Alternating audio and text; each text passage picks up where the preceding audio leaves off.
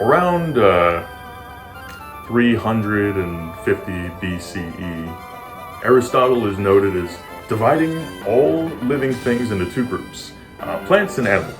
If it moved, it was an animal, and if it didn't, it was a plant. This meant that all the fungi and the mushrooms and things like that were grouped as plants. Today we have specific ways of classifying these organisms, and we'll be talking about that today.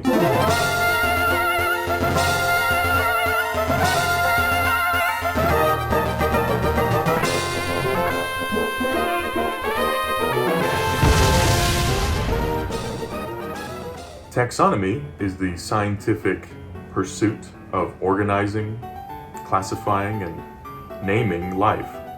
The people who do this are called taxonomists, and what they do is they basically look at the morphology, so the shape of the plant, and then the genetics of the plant to determine their relationships and which ones are related to which and how we can create a hierarchy of plants. And so we can group them into things that we call taxons. Plural would be taxa. And so a single taxon might be the taxon of all the plants. So this is all the plants. And we have the taxon of all the flowering plants, which would be underneath. And this is on top, and then underneath we have a tier, like a hierarchy. And then we have all the plants that make cones, all the plants that don't make flowers and don't make cones, and they make other stuff, like spores. And so we have a different hierarchy. Now what we can do is we can look at all the plants and determine, okay, we're going to put them into these different taxa, and we're going to group them, and we're going to name them, and it's going to be great! And so what scientists have done, taxonomists have done, is create 7 tiers to naming life. The first is the kingdom, which is the highest. We have phylum, class, order, family, genus, species. And these are the 7 main primary categories for our hierarchy. And so multiple phylum can be within a kingdom, and multiple classes can be within a phylum, and multiple orders can be within a class, and multiple families can be in an order, multiple genuses can be in a family, and multiple species can be in a genus, and so forth. Well, not so forth. I literally named every possible option using the primary 7, of course. Yes. But there are 3 important subcategories in plants. So those are the 7 main ones, but then there's some between them that we call maybe subfamily, subgenus, or subspecies. And these are important in particularly for plants. But they're not often as important as family, genus, and species. So when we talk about plants, we're going to mainly focus on family, genus, and species, because they can tell us a lot of useful information. An example is like if you're studying bugs, you want to focus on order just because the way that they organize it. But for plants, family, genus, species, and you'll be all set. All right, so each culture is going to have its own name for a plant. Every language and culture might have its own name. This is called the common name or colloquial name. A great example for the holidays is this plant. Originally from Mexico, the Aztec folks called it Quetzalcoatl, and then we started calling it poinsettia because an American botanist went down to Mexico and named it, he brought it back or something. Anyway, very colonial. So those are 2 different common names. We call it poinsettia after an American botanist. The Aztecs have their own name for it, and I'd imagine there are other names. Colloquial names and common names are useful because then that's how your culture knows it. Another example is in Hawaii, we have a plant called kupu-kupu, which is a little fern. And then in English, we call it fishbone fern. So if you're at the nursery and you say, hey, I want to get the fishbone fern, and they're like, oh, you mean kupu-kupu? And then they're like, oh, no, I want the fishbone fern. And they're like, okay, well, we don't have it. We have kupu-kupu, but we don't have the fishbone fern. That's kind of an issue. Because, either you just know all the common names or you try and standardize it. And so what science has done has created a thing called botanical nomenclature, which is a way of naming plants so that there's a single name for a single plant. or, species of plant. And these are important because they allow us to communicate across cultures and languages and identify the same plant.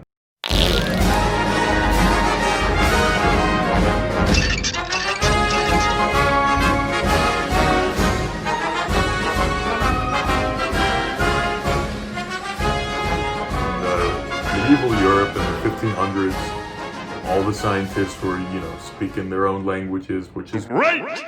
But then they couldn't read each other's research and writing, and a lot of the exchange of ideas was limited because of the lack of communication. Anyway, so Latin became the language of the learned folk in Europe, and in 1623, a botanist from Switzerland, Gaspard Bauhin, published a document classifying plants called Pinax Feature Botanicae. Nice work! In which he provided 2 Latin names for all these different plants. But what he did was he mainly named them by function and utility. So was it a spice, was it a shrub, was it a tree, was it a legume, that kind of thing. So that's how Bauhin named his plants with 2 names in 1623. So this is one of the first occurrences of binomial nomenclature, which means a name that has 2 terms. So, or binomial, 2 parts, nomenclature, the name. So Bauhin, I guess got ripped off, not really, but no one talks about them as much. Everyone talks about Carl Linnaeus, who is the father of taxonomy, as people say. One of the issues I have with this is that often in the history of science, one individual is glorified as the sole father or mother of a specific field or thought or discipline. And usually they're influenced, everyone's influenced by the surroundings. And so very likely Carl Linnaeus of Switzerland, of Sweden, was influenced by the Swiss botanist Bauhin. And then Carl Linnaeus started using this binomial nomenclature as his method for naming plants. And so then he became known as the father of taxonomy.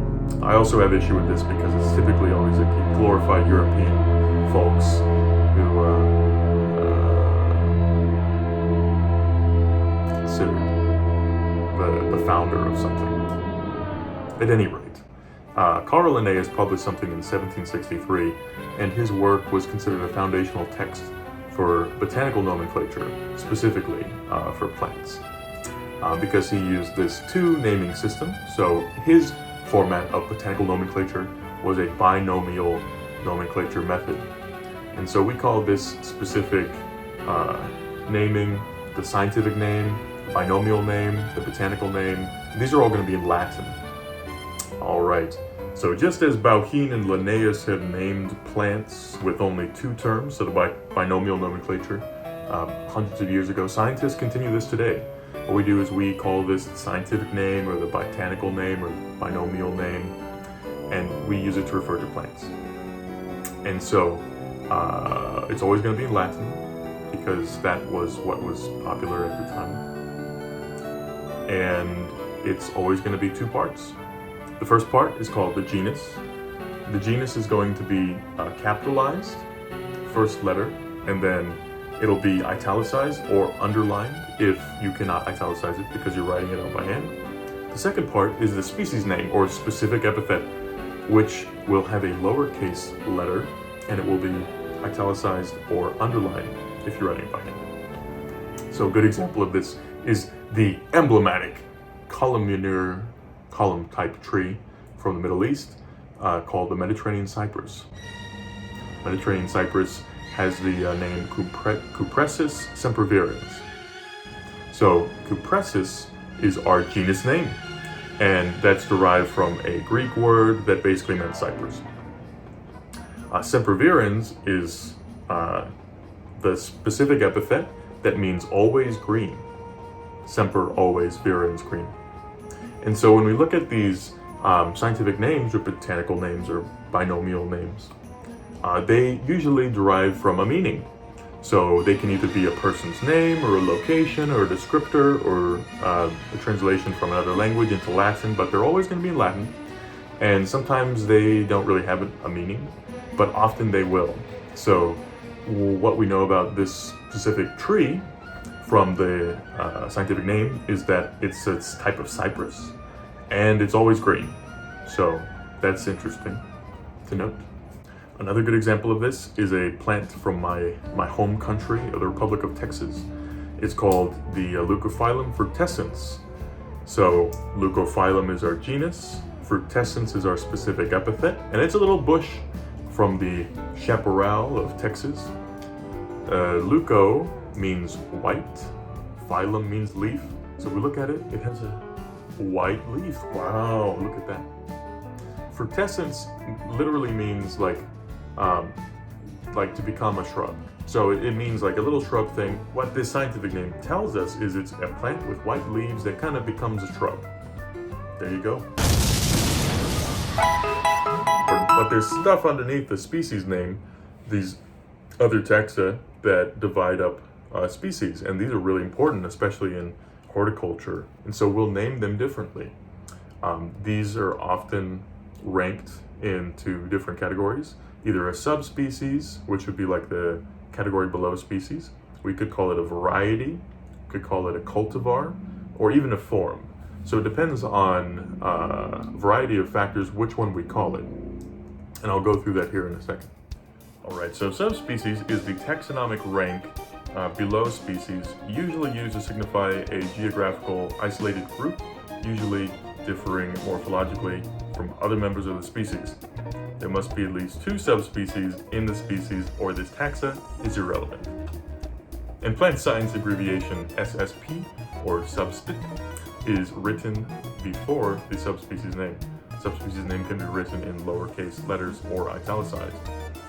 So an example of this would be with Hypomea pescapre subspecies brasiliensis. It's a mouthful, isn't it? Wow. So the genus name, or we say generic name, same way, is Hypomea. The specific epithet is actually hyphenated, called pescapre, and then the subspecies name is brasiliensis.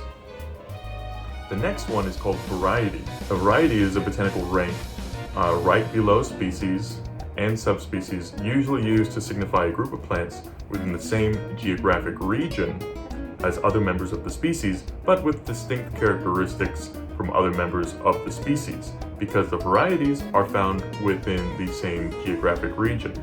Intergradation, which is a process in which 2 distinct populations reproduce and share characteristics between the 2, is not uncommon. The abbreviation VAR period, or VAR, is written before the variety name. The variety name can be written in lowercase and italicized. So our example here is Tababuia heterophylla variety alba. So genus name is Tababuia, specific epithet, species name, is going to be heterophylla, and the variety name is alba. Alba is like white. So this is a tree that probably doesn't normally have white flowers, but this specific variety has white flowers. And so if you're at the nursery, you want to say, hey, I want the variety alba, so I get those white flowers, man. Cultivar is a botanical taxonomic rank below species that arose as a result of cultivation or by direct manipulation of by a cultivator, gardener, horticulturalist. Short for cultivated variety, cultivars are usually the most frequent sub-specific taxon in standard landscape use. More specifically, a cultivar is an assemblage of plants that either A, has been selected for a particular character or combination of characteristics, B, is distinct, uniform, and stable, uniform and stable in those characteristics, or C, when propagated by an appropriate means, retains those characteristics. So a Get on with it! Yes! Get on with it! cultivar epithets are to be in any language but not Latin. So they can't be in Latin. They have to be capitalized, written in print, and then on both sides they're going to be flanked by a single apostrophe. A good example is Dracena marginata tricolor. Tricolor, either way, you want to be fancy, you say color. Anyway, genus name is Dracena, Specific epithet is marginata. The cultivar epithet is tricolor.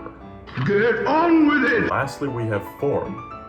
Form is a botanical taxonomic rank below that of species, subspecies, and variety, used to denote a group of noteworthy morphological differences.